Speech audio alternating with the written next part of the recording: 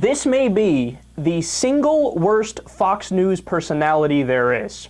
Worse than O'Reilly, worse than Hannity, worse than all of them. Now, I know that's a bold claim, and you're like, no way. I'm telling you, and you're about to find out, it's Keith Ablow. He's a scam doctor / psychiatrist.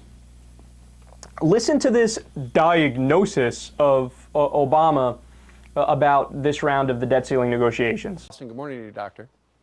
Good morning, Steve. How are you? Fine, thank you very much. All right, so, you know, the average person might hear partisan rhetoric, but what do you hear in the words the president's using?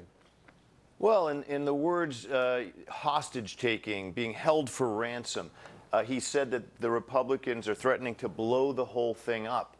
There's a real victim mentality here, and it really explains the president's whole mentality and many of his policies, that if he feels victimized and believes millions and millions of us have been victimized by America, well, then that explains why he wouldn't negotiate with hostage takers and victimizers who have kidnapped him and threatened to destroy him. And I think that's the way he feels. So are you suggesting that the president feels that he has been victimized by the Tea Party?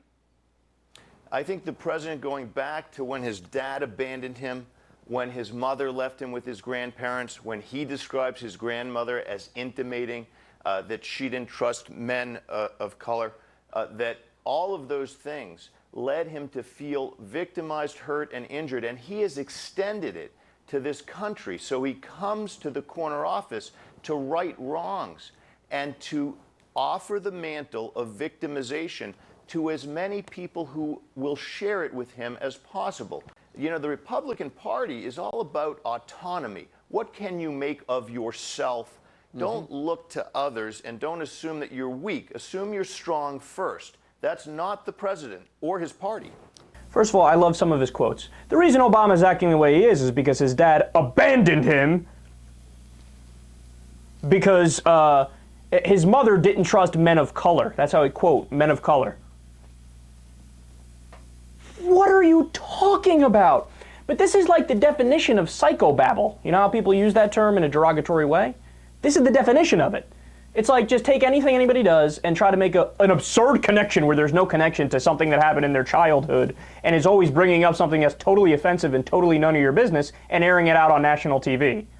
Like, what a douchebag this guy is. And also, he says, well, see, Obama calls the Tea Party and Republicans hostage takers because he's a victim. He has a victim complex. And I'm a doctor, so you know what I'm saying is true. Actually, Obama's calling the Tea Party and Republicans hostage takers because they are hostage takers. I love how he derogatorily says, well, Obama came to office to right wrongs. Yeah, which is what he should do. And what do the Republicans do? But he's right about that. The Republicans don't. The Republicans come to office to make more wrongs.